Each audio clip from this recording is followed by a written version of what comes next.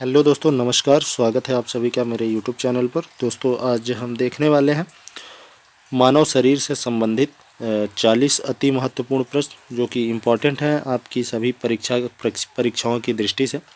चाहे आप किसी भी वनडे एग्ज़ाम की तैयारी कर रहे हो, उसमें आपको यह प्रश्न ज़रूर से ज़रूर देखने को मिल जाएंगे। यह ऐसे प्रश्न हैं दोस्तों जो बार बार आपके एग्ज़ाम में देखने को मिलते हैं। 1 से 2 प्रश्न, 3 प्रश्न तक, 4 प्रश्न तक भी आपको मानव शरीर से देखने को मिल जाएंगे। तो आइए बढ़ते हैं आज के पहले प्रश्न की ओर।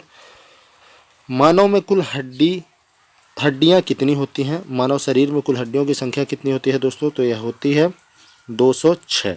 करेक्ट आंसर ऑप्शन बी हो जाएगा।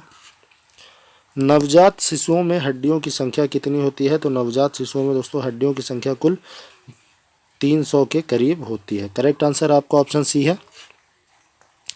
मनुष्य की खोपड़ी में हड्डियों की संख्या कितनी होती है? तो दोस्तों जो मनुष्य का शरीर है उसमें हड्डियों की खोपड़ी है, माफ़ी चाहूँगा, मनुष्य की खोपड़ी में हड्डियों की संख्या होती है तो यह होती है 8।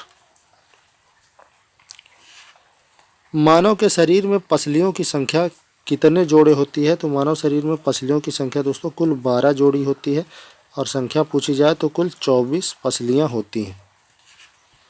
शरीर की सर्वाधिक प्रबल अस्थि होती है तो सबसे ज़्यादा प्रबल या कहें मजबूत अस्थि कहाँ की होती है? तो जबड़े की अस्थि, आपके मुख में आपका जो मुख है उसकी हड्डी सबसे ज़्यादा मजबूत होती है।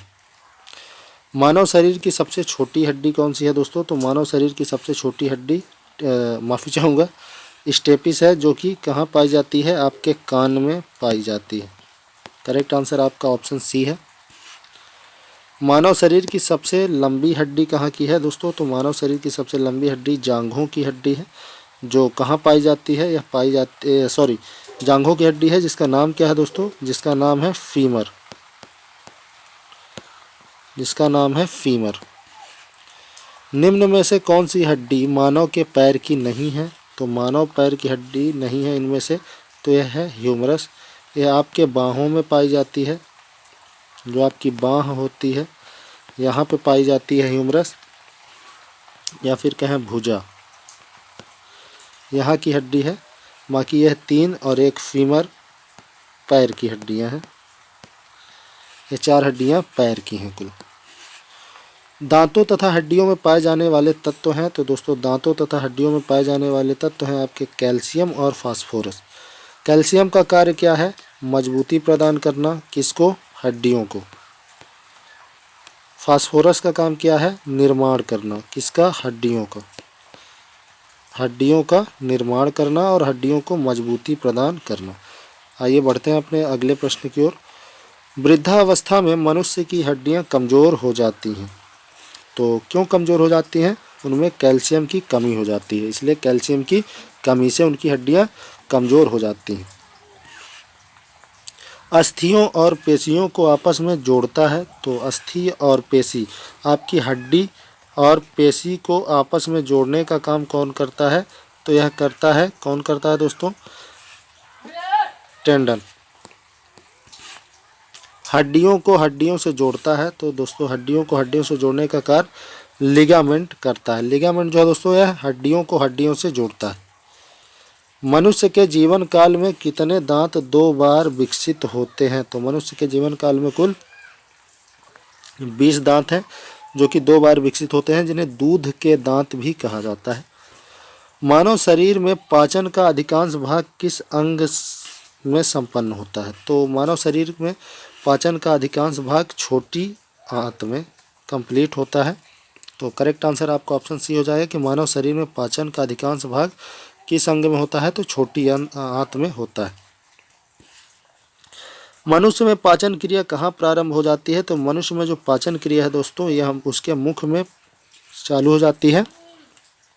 मुख में किसका पाचन होता है दोस्तों? तो मुख में पाचन होता है स्टार्च का। स्टार्च का पाचन जो है दोस्तों यह मुख में होता है। तो करेक्ट आंसर आपका ऑप्शन डी हो जाएगा। मानव की पाचन नली लगभग कितने फीट लंबी होती है? तो यह होती है दोस्तों 32 फीट। मुख से गुदा द्वार तक होती है। इसकी कुल लंबाई मुख से गुदा द्वार तक होती है कितनी? 32 फीट। मुख में स्टार्च का पाचन किसके द्वारा होता है दोस्तों? तो मुख में स्टार्च का पाचन होता है टाइलिन नामक एंजाइम से। तो ऑप्शन बी आपका करेक्ट आंसर हो जाएगा। पाचन तंत्र का हिस्सा नहीं है, तो दोस्तों पाचन तंत्र का हिस्सा इसमें से कॉर्निया नहीं है। कॉर्निया का क्या है दोस्तों? यह आँख का भाग है,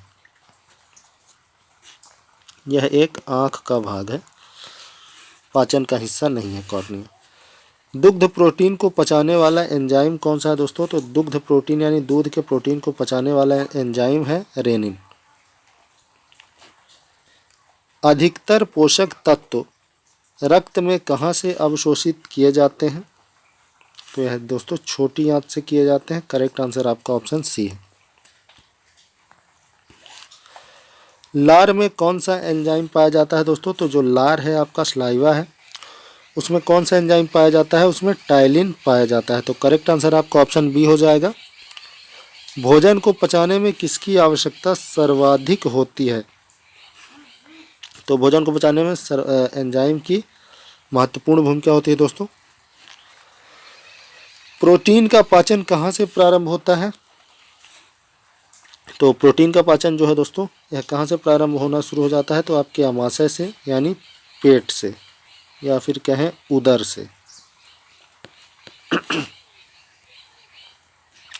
वीडियो में आगे बढ़ने से पहले मैं आप सभी से निवेदन करना चाहूँगा कि अगर आपने हमारे चैनल को अभी तक सब्सक्राइब नहीं किया है तो ज़रूर सब्सक्राइब कर लें मित्रों, ताकि आपको सही समय पर नोटिफिकेशन भी प्राप्त होता रहे और आप अपनी तैयारी को प्रतिदिन अच्छे से जांच सकें। तो देखते हैं अपने अगले प्रश्न को। बचे हुए भोजन में मौजूद विषैला पदार्थ का अवशोषण कौन करता है? तो इसका करेक्ट आंसर है यकृत। यह विषैले पदार्थ का अवशोषण या अवचूषण कर लेता है। सर्वप्रथम रक्त परिसंचरण तंत्र का अध्ययन किसने किया था? तो सर्वप्रथम रक्त परिसंचरण तंत्र का अध्ययन किया था विलियम हार्वे। करेक्ट आंसर आपका ऑप्शन डी हो जाएगा। रक्त परिसंचरण तंत्र का अध्ययन किया था विलियम हार्वे जी ने। पेसमेकर का संबंध किस अंग से है? तो दोस्तों जो पेसमेकर है यह हृदय से संबंधित है। ऑप्शन डी आपका करेक्ट आंसर हो जाएगा। पेसमेकर का कार्य क्या है दोस्तों? अभी पेसमेकर को आपने देखा था, यह दिल की धड़कन को प्रारंभ करता है, जिसे रुक जाती है। वृद्धावस्था में ज़्यादातर यह देखने को मिलता है। सोते समय रक्त दाब में क्या परिवर्तन होता है? तो जब सोता है इंसान तो रक्त दाब घट जाता है।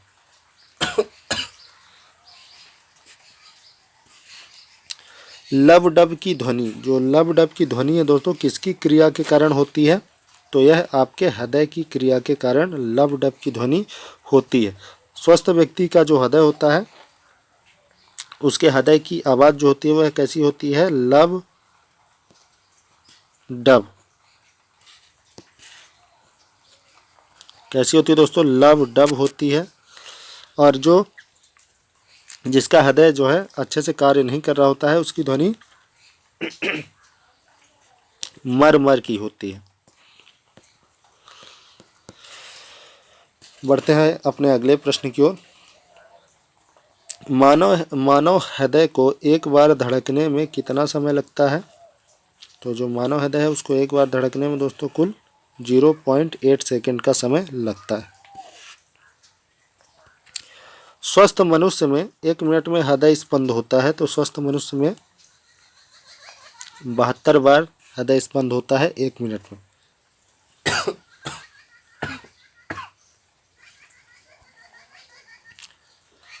आज का हमारा अगला प्रश्न है, माफ़ी चाहूँगा थोड़ा सा गला ठीक नहीं है।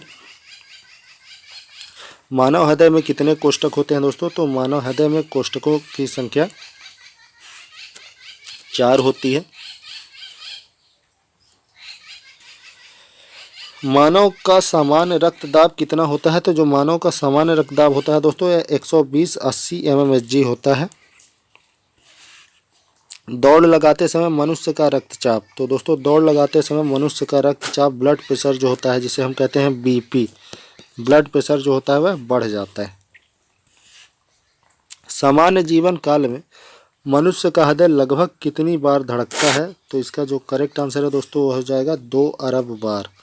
2 अरब बार धड़कता है सामान्य जीवन काल में। स्वस्थ मानव के शरीर में रक्त की कुल मात्रा कितनी होती है? तो यह होती है शरीर के वजन का 7%। करेक्ट आंसर आपका ऑप्शन सी है। एक स्वस्थ व्यक्ति में रक्त की मात्रा होती है 5 से 6 लीटर। करेक्ट आंसर आपका ऑप्शन सी हो जाएगा। स्वस्थ व्यक्ति में रक्त की मात्रा होती है 5 से 6 लीटर। मानव रक्त का पीएच मान है, तो दोस्तों मानव रक्त का जो पीएच मान है वह 7.4 है। तो करेक्ट आंसर आपका ऑप्शन बी हो जाएगा। रक्त में पाई जाने वाली धातु है दोस्तों, तो रक्त में पाया जाता है, कौन सी धातु पाई जाती है? तो लोहा पाया जाता है। तो करेक्ट आंसर आपका ऑप्शन डी है। आज का हमारा अंतिम प्रश्न है दोस्तों, रक्त का लाल रंग निम्न में से किसके कारण होता है? तो जो रक्त है दोस्तों उसका लाल रंग किसके कारण होता है? हीमोग्लोबिन के कारण। हीमोग्लोबिन में क्या पाया जाता है दोस्तों? हीमैटिन नामक तत्व पाया जाता है। हीमैटिन नामक तत्व पाया जाता है जिसके कारण रक्त का जो रंग है वह लाल होता है। तो दोस्तों ये थे हमारे आज के 40 प्रश्न। आशा करते हैं आपको यह वीडियो पसंद आई होगी। तो मिलते हैं दोस्तों इसी के मानव के शरीर से संबंधित ही 40 अन्य प्रश्नों के साथ। तब तक के लिए बहुत बहुत धन्यवाद।